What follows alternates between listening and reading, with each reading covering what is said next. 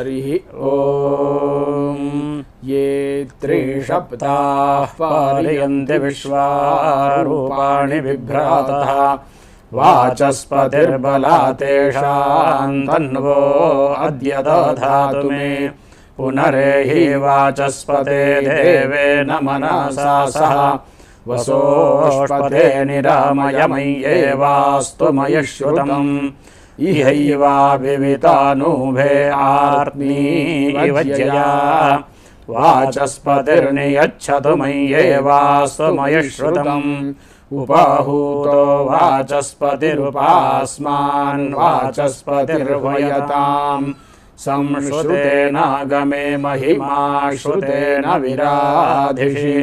विद्मा शरस्या पितरं पर्जन्यं भूरिधायसम्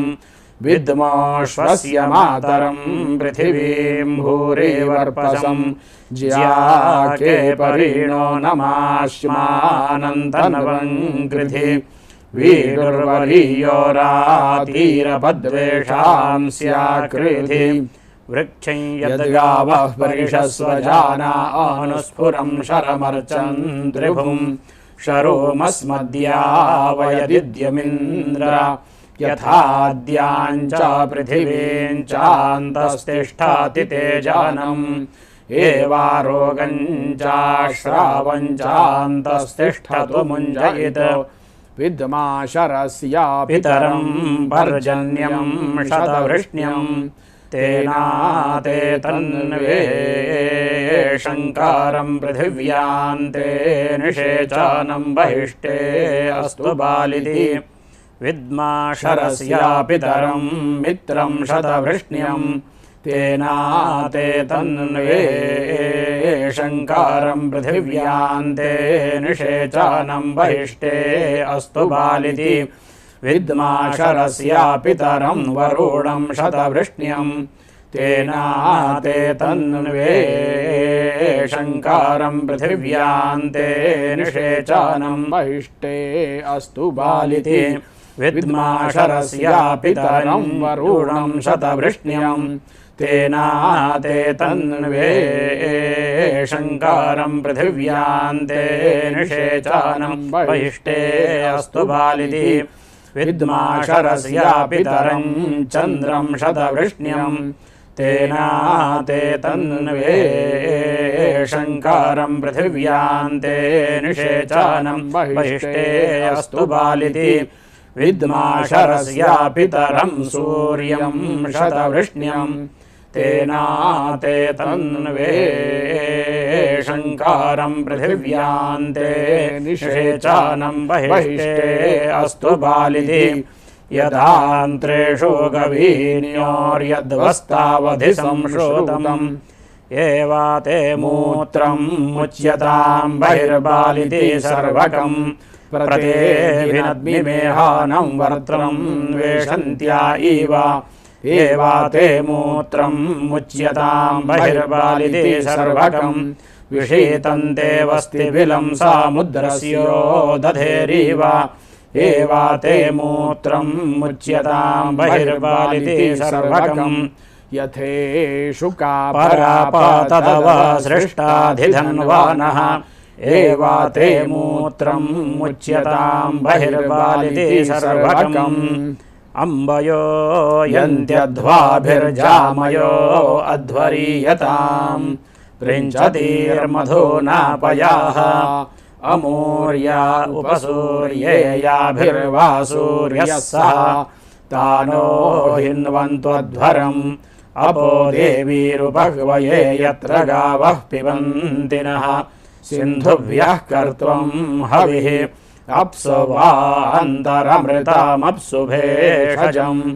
अपामुत प्रशस्तिभिरश्वा भवथ वाजिनो गावो भवथ वाजिनीः आपो हिष्ठामायो भुवस्ताना ऊर्जे दधातन महेरणाय चक्षसे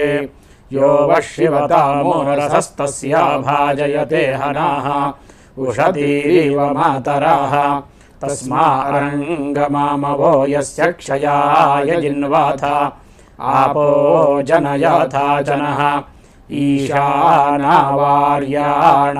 क्षयन्तीश्चर्षणीनाम् अपोयाचामि भेषजम् शन्नो देवीरभिष्टाय आपो भवन्तु पीतये संयोरभिस्रावन्तु नः अप्सु मे सोमो अब्रवीदन्तर्विश्वानि भेषजा अग्निं च विश्वशम्भुवम् आपः प्रणीत भेषजं वरूथन्तन्वे मम ज्योक्च सूर्यं दृशे षण्ण आपो धन्वन्याश्रमो सन्त्वनूप्याः षण्णः खनित्रिमा आपश्रमुयाः कुम्भाभृता शिवानः सन्तु वार्षिकीः स्तुवानमग्न आवाहयातु धानं किमीदिनम् त्वं हि देव वन्दितो हन्तादस्योर्बभूवीथ आज्यस्य परमेष्ठिं जाता वेदस्तनूवशिन् अग्ने तौलस्य प्राशानयातु धानान् विलापय विलापन्तु यातु धाना अत्रिणो ये कीमीदिनाः अथेदमग्नेनो हविरिन्द्रश्च प्रतिहर्यतम् अग्निः पूर्व आरभतां प्रेन्द्रो नुदतु बाहुमान् ब्रवीतु सर्वो यातु मानयमस्मीत्येत्या पश्यामते वीर्यं जातवेदः प्रणो ब्रूहि यातु धानान् ऋचक्षः त्वया सर्वे परितप्ताः पुरस्तात् आयन्तु प्रब्रुवाणा उपेदम् आरभस्व जातवेदोऽस्माकार्थाय जज्ञिषे दूतो नो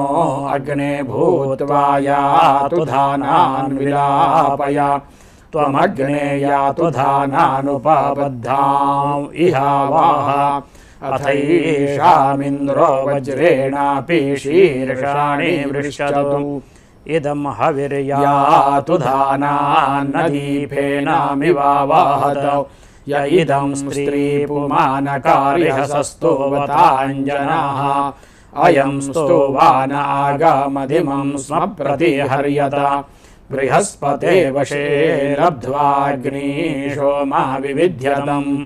यातु धानस्य सोमपचहि प्रजान्नयस्व च निस्तुवानस्य पातय परमक्षुतावरम् यत्रैषामग्ने जनीमानि वेत्थ गुहासतामत्रिणां जातवेदा तां स्त्वं ब्रह्मणा वावृधानो जह्येषां शततर्हामग्ने अस्मिन् वसुवसावो धारयन्तीन्द्रः पूषा वरुणो मित्रो अग्निः इममादित्या उत विश्वे च देवा उत्तरस्मिन् ज्योतिषि धारयन्तु अस्य देवाः प्रदिशि ज्योतिरस्तु सूर्यो अग्निरुत वा हिरण्यम् सपत्ना अस्मदधारे भवन्तु उत्तमन्नाकमधीरो हयेमम् येनेन्द्राय समभारः पयांस्युत्तमेन ब्रह्मणाय जातवेद तेन त्वमग्न इह वर्धयेमं स जातानां श्रैष्ठ्य आधेह्येनम् ऐषां यज्ञमुत वर्चो ददेहं रायस्पोषामुत चित्तान्यग्ने सपत्ना अस्मदधारे भवन्तु तमनाकमधीरो हयेमम् अयं देवानामसूरो विराजति वशाहि सत्या वरुणस्य राज्ञः ततस्परिब्रह्मणा शासदान उग्रस्य मन्योरुदिमन्नायामि नमस्ते राजन्वरुणास्तु मन्यवे विश्वं ह्युग्रनिचिकेषि द्रुग्धम् सहस्रामन्यान् प्रसूवामि साकं शतञ्जीवाति शरदस्तवायम् यदुवक्तान् रेतञ्जिह्वया वृजिनं बहु राज्ञस्त्वा सत्यधर्मणो मुञ्चामि वरुणादहम् मुञ्चामि त्वा वैश्वानरादर्णवान् माहतस्परि स जातानुग्रेहावादब्रह्मचापाचिकीहिनः वषट्ते पूषन्नस्मिन् सूता वर्यमा होता कृणोतु वेधाः सिस्रातान्नारृतप्रजाता विपर्वाणि जिहतां सूतवा उ चतस्रो दिवः प्रदिशश्चतस्रो भूम्या उत देवा गर्भं समैरयन्तं व्यूर्णुवन्तु सूतावे सूषाव्यूर्णोतु वियोनिं हापयामसि श्रद्धया सूषणे त्वमवत्वं विष्कले सृज नेवामांसेन पीवासि नेवामज्जस्वाहातम् अवैतु वृष्णिषेवालं शुने जरायवत्तवेवा जरायोपद्यताम् वितेभिनद्मिमेहानवियोनिं विगवीनीके विमातरं च पुत्रं च विकुमारं जरायुणा वा जरायोपद्यताम् यथा वातो यथा मनो यथा पतन्ति पक्षिणाः एवा त्वं दशमास्य साकं जरायुणा पता वा जरायोपद्यताम् जरायुजः प्रथम उस्त्रियो वृषावातभ्रजास्तनयन्नेति वृष्ट्या स नो मृडाति तन्नवार्जुगोरुजन्य एकमोजस्त्रेधा विचक्रमे अंगे अंगे शोचिषा शिश्रियाडं नामस्यन्तस्त्वा हविषा विधेम अंकान् सामंकान् हविषा विधेम यो अग्राभीत् पर्वास्याग्रभीता मुञ्चशीर्षक्त्या उत कास एनं परुष्परुराभिवेशायो अस्या यो अभ्रजावातजायश्च शुष्मो वनस्पतीन् सजतां पर्वतांश्च शम्मे परस्मै गात्राय शमस्त्ववाराय मे शम्मे चतुर्भ्यो अंगेभ्यः शमस्तु तन्वे मम नमस्ते अस्तु विद्युते नमस्ते स्तनयित्नवे नमस्ते अस्वशमाने येनादूडाशे अस्यासि नमस्ते प्रवतो न पाद्यतस्तपः समूहासि मृडयानस्तनूभ्यो मयस्तोकेभ्यस्कृधिः प्रवातो न पान्नमा एवास्तु तुभ्यं नमस्ते हेतये तपूषे च कृण्मः विद्मते धामा परमं गुहायत्सामुद्रे अन्तर्निहितासि नाभिः यान्त्वा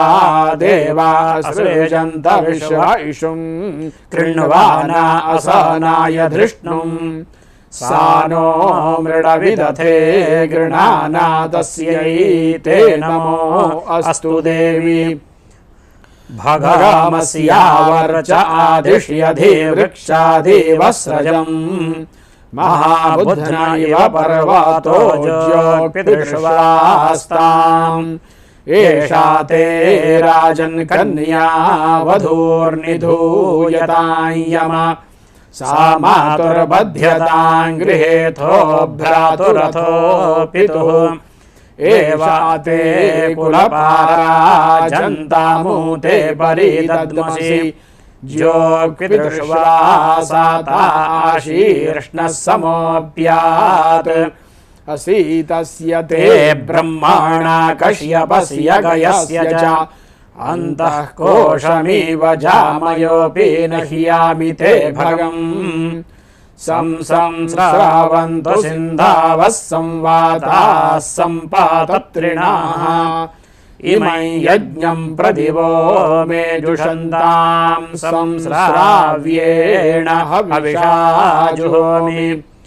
इहैव हवमायातम इह संस्रावणा उतेमं वर्धयता गिरः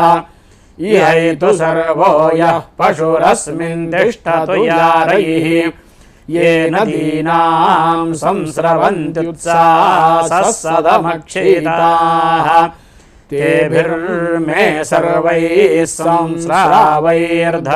संस्रावयामसि ये सर्पिषः संस्रवन्ति क्षीरस्या चोदकस्या च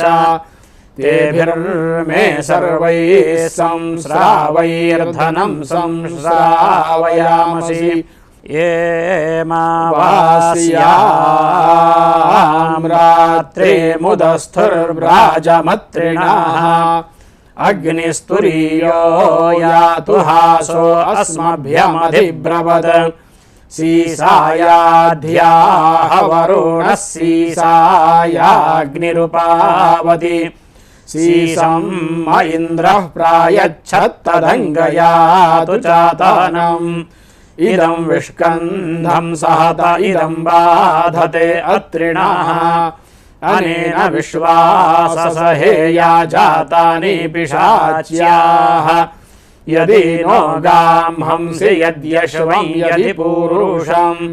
तन्त्वासीसेन विद्यामो यथा नोऽसो अवीरः अमूर्यायन्ति योषितो हिरालोहितवाससा अभ्रातार इव जामयस्तिष्ठन्तु हतवर्चसः तिष्ठावरे तिष्ठापर उत त्वं तिष्ठ मध्यमे कनिष्ठिका च तिष्ठाति तिष्ठादिद्धमनिर्मही शतस्याधमनीनां सहस्रस्य हिराणाम् अस्थुरिन्मध्यमा इमाः साकमन्तारं सदा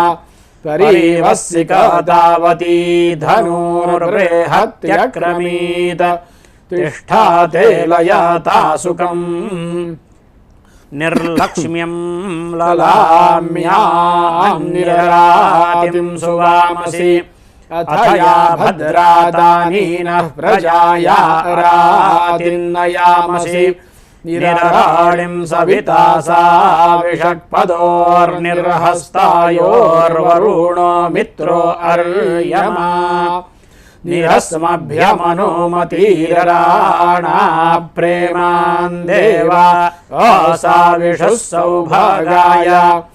यत्ता आत्मनि तन्वाङ्घोरमस्ति यद्वाकेशेषु प्रतिचक्षाणेव सर्वं तद्वाचापहन्वो वयं देवस्त्वा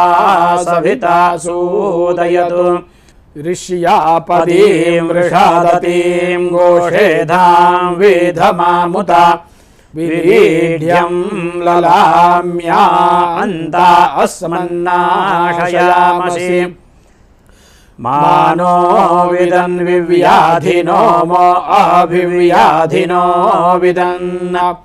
आराच्छारव्या अस्मद्विषूचीरिन्द्रपादय विश्वञ्चो अस्मच्छरावः पतन्तु ये अस्ताये चास्याः दैवीर्मनुष्येषवो ममामित्रान् विविध्यत यो नः सवो यो अराणः स जात उत निष्ट्यो यो अस्माम् अभिदासति रुद्रशारव्यायैतान् ममामित्रान् विविध्यतु यः सपत्नो यो सापत्नो यश्च द्विषञ्छपातिनः देवास्तं सर्वे धूर्वन्तु ब्रह्मवर्मममान्तरम् अदारसृद्भवतु देवसोमास्मिन् यज्ञे मारुतो मृडतानः मानो विददभिभामो अशस्तिर्मानो विदद्वृजिना द्वेष्याय यो अद्य सेन्यो वधो घायूनामुदीरते युवन्तं मित्रावरुणा वस्मद्या वयतं परि इतश्च यदमुतश्च यद्वधं वारुणयावय विमहच्छरमायच्छवरीयो यावयावधम् शासयित्थामहाम् अस्य मित्रसाहो अस्त्रितः न यस्याहन्यते सखा न जीयते कदाचन स्वस्तिदाविषाम्पतिर्वृत्रः विमृधो वशी वृषेन्द्रः पुर एतु नः सोमपा अभयङ्करः विना इन्द्रमृधो जहिनी चायच्छ वृतन्यतः अधमङ्गामया तमोयो अस्माम् आभिदासति विरक्षो विमृधो जहि विवृत्रस्य हनूरुजा विमन्युमिन्द्रवृत्रहन्नमित्रस्याभिदासातः अपेन्द्रद्विषतो मनोपजिज्यासतो वधम् विमहच्छर्मायच्छवरीयो यावयावधम् अनुसूर्यमुदायताम् हृद्योतो हरिमा च ते गोरोहितस्य वर्णेन तेन त्वा परिदध्मसि परित्वा रोहितैर्वर्णैर्दीर्घायित्वा यदध्मसि यथा यमारपा असदथो आहारितो भुवत या रोहिणीर्देवती या गावो या उत रोहिणीः रूपं रूपं वयो वयस्ताभिष्ट्वा परिदध्मसि शुके श्रुते हरिमाणं रोपणाकासु दध्मसि अथो हरिद्रवेषु ते हरिमाणन्निदध्मसि नक्तञ्जातास्योषधे रामे कृष्णे असिक्नि च इदं राजनिरजय किलासं बलितं च यत् किलासं च बलितं च निरितो नाशया पृषद आत्वासो विशतां वर्णः परा शुक्लानि पातय असीतन्ते प्रलयनमास्थानमसीतन्तव असिक्न्यस्योषधे निरितो नाशया पृषद अस्थिजस्य किलासस्य तनूजस्य च यत्त्वचि दूष्याकृतस्य ब्रह्माणा लक्ष्मश्वेतमानीनशम् सुपर्णो जातमस्तस्य त्वं वित्तमासिथ तदासुरी युधाजिता रूपं चक्रे वनस्पतीन्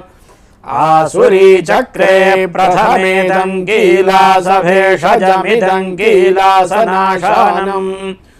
अनीन जगत्किलासं सरूपामकरत्वचम् सरूपा नाम ते माता सरूपो नाम ते पिता सरूपकृत्वमोषधे सा सरूपमिदं कृधि श्यामा सरूपं कराणि पृथिव्या अध्युद्भेता इदमूषु प्रसाधय पुनः रूपाणि कल्पय यदग्निरापो अदाहत् प्रविश्य यत्रा कृण्वन् धर्मधृतो नमांसि तत्र आहुः परमञ्जनित्रं सनः संविद्वान् परिवृन्धितक्मन् यद्यर्चिर्यदि वासीशो जिह्वाकल्येषु यदि वा ते जनित्रम् रूढुर्नामासि हरितस्य देवसनः संविद्वान् परिवृन्धितक्मन् यदि शोको यदि वाभिशोको यदि वा राज्ञो वरुणस्यासि पुत्रः रूढुर्नामासि हरितस्य देवसनः संविद्वान् परिवृन्धितक्मन् नमः शीताय तक्मने नमो रूराय शोचिषे कृणोमि यो अन्येद्युरुभयद्युरव्येति तृतीयकाय नमो अस्तु तक्मने आरे सावस्मदस्तु हेतिर्देवासो असत आरे अश्मायमस्याथ सखा सावस्मभ्यामस्तु रातिः सखेन्द्रो भगः सविता चित्रराधाः यूयन्नः प्रवतो नपान्मरुतः सूर्यत्वचसा शर्मा यच्छाथ सप्रथाः सुषूदता मृडता मृडयानस्तनूभ्यो मयस्तोकेभ्यस्कृधि अमूः पारे प्रेदाक्वस्त्रिषप्ता निर्जरायवः तासाञ्जरायोभिर्वयमक्षीयावपि व्ययामस्य घायोः पारिपन्थिनाः विषूच्येतु गृह्णति पिनाकमिव बिभ्राति विश्वक् पुनर्भुवा मनोसा मृद्धा घायवाः न बहवः समाशकन्नार्भका अभिदादृषु वेणोरद्गा इवाभितो समृद्धा अघायवाः प्रेतं पादौ प्रस्फुरतं वहातं प्रणतो गृहान् इन्द्राण्येतु प्रथमा जीतामूषिता पुरः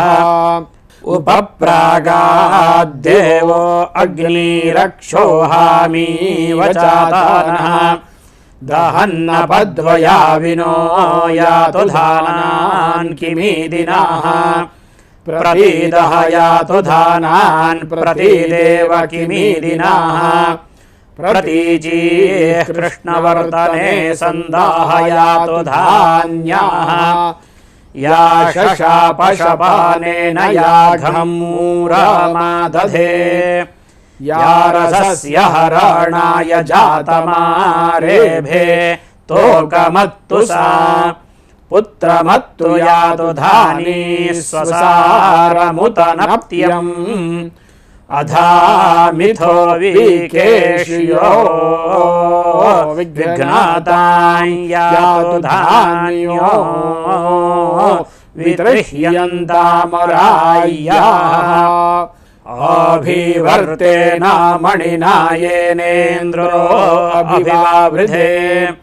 तेनास्मान् ब्रह्मणस्पतेभिराष्ट्राय वर्धय अभिवृत्या सपत्नानभियानो अरातयः अभिप्रेतन्यन्तं तिष्ठाभियो नो दुरस्यति अभित्वा देवः साविताभि सोमो अविवृधत अभित्वा विश्वा भूतान्यभिवर्तो यथा सासि अभिवर्तो अभिभवः सापत्नक्षयाणो मणिः राष्ट्राय मह्यं बध्यतां सपत्नेभ्यः पराभुवे उदसौ सूर्यो अगादुदिदं मामकं वचाः यथाहं शत्रुः सान्यसपत्नः सपत्नः सपत्नक्षयाणो वृषाभिराष्ट्रोऽभिशासैः यथाहमेषां वीराणां विराजानि जनस्य च विश्वे देवावसावो रक्षाते ममुतादित्याय जागृतयूयमस्मिन् मेमं सनाभिरुतवान्यनाभिर्मेमं प्रापत् पौरुषेयो वधो यः ये वो देवाः पितरो ये च पुत्राः सचेतसो मे शृणुतेदमुक्तम् सर्वेभ्यो वः परिददाम्येतं स्वस्येनञ्जरसे वहाथ ये देवादिविष्ठये पृथिव्यां ये अन्तरिक्ष ओषधीषु पशुष्वप्सु वा अन्तः ते कृणुत जरसमायोरस्मै शतमन्यान् परिवृणक्तु मृत्यून् येषां प्रयाजा उत वानुयाजा हुतभागा अहुतादश्च देवाः येषां वः पञ्च प्रदिशो विभक्तास्तान् वो अस्मै सत्रसदः कृणोमि आशानामाशापालेभ्यश्चतुर्भ्यो अमृतेभ्यः इदं भूतस्याध्यक्षेभ्यो विधेमाहविषा वयम् याशानामाशापालाश्चत्वारस्थना देवाः तेनो निर्वृत्याः पाशेभ्यो मुञ्चतां हासो अंहसः अस्रामस्त्वाहविषा यजाम्यश्रोणस्त्वा घृतेना जुहोमि याशानामाशापालस्तुरीयो देवः स नः सुभूतमेह वक्षत् स्वस्ति मात्र उत पित्रेणो अस्तु स्वस्ति गोभ्यो जगाते पुरुषेभ्यः विश्वं सुभूतं सुविदत्रन्नो अस्तु ज्योगेव दृशेम सूर्यम् इदं जानासो विदथा महद्ब्रह्मा वदिष्यति न तत्पृथिव्यान्नो दिवि येन प्राणन्ति विरुधाः अन्तरिक्ष आसां स्थामश्रान्तसदामिव आस्थानामस्य भूतस्य विदुष्टद्वेधसो न वा यद्रोदासीरे जामाने भूमिश्च निरतक्षतम् आर्द्रं तदद्य सर्वदा समुद्रस्येव स्रोत्याः विश्वामन्यामाभिवारतदन्यस्यामधिश्रितम् दिवे च विश्ववेदसे पृथिव्यै चाकरन्नमः हिरण्यवर्णाशुचायः पावकाय सुजातः सविताय स्वग्निः या अग्निं गर्भं दधिरे सुवर्णास्तान आपश्यंस्यो न भवन्तु यासां राजा वरुणो याति मध्ये सत्यानृते आवपश्यञ्जनानाम् या अग्निं गर्भं दधिरे सुवर्णास्तान आपश्यंस्यो न भवन्तु यासां देवादिवि कृण्वन्ति भक्ष्यं या अन्तरिक्षे बहुधा भवन्ति या अग्निं गर्भं दधिरे सुवर्णास्तान आपश्यंस्यो न भवन्तु शिवेनामा चक्षुषा पश्यदा शिवया तन्वोपस्पृशदत्वचं मे घृतश्च्युतश्रुचायो याः पावकास्तान आपश्यंस्यो न भवन्तु इयं वीरुन्मधुजाता मधुना त्वाखनामसि मधोरभिप्रजातासि सानो मधुमदस्कृधि जिह्वाया अग्रे मधुमे जिह्वा मूले मधुलाकम् ममेदः क्रतावसो मम चित्तमुपायासि मधुमन्मे निक्रमाणं मधुमन्मे परायणम् वाचा वदामि मधुमद्भूयासं मधुसन्दृशः मधोरस्मि मधुतरो मधुघान् मधुमत्तरः मामित्किल त्वं वनाशाखां मधुमतीमिव परित्वा परितत्नुनेक्षुणा कामविद्विषे यथा मां कामिन्यसो यथा मन्नापगाः यदा बध्नन्दाक्षायणा हिरण्यं शतानि कायसु मनस्यमानाः तत्ते बध्नाम्यायुषे वर्चसे बलाय दीर्घायुत्वाय शतशारदाय नैनं रक्षांसि न पेषाजाः सहन्ते देवानामोजः प्रथमजं ह्येतदो यो बिभर्ति दाक्षायणं हिरण्यं स जीवेषु कृणुते दीर्घमायुः अपान्तेजो ज्योतिरोजो बलं च वनस्पतीनामुत वीर्याणि इन्द्र इवेन्द्रियाण्यधिधारयामो अस्मिन् तद्दक्षमाणो बिभरद्धिरण्यम् समानां मासामृतभिष्ट्वा वयं संवत्सरस्य पयासापि पर्मि इन्द्राग्नि विश्वे देवास्तेनो मन्यन्तामरेणीयमाना हरिः ओ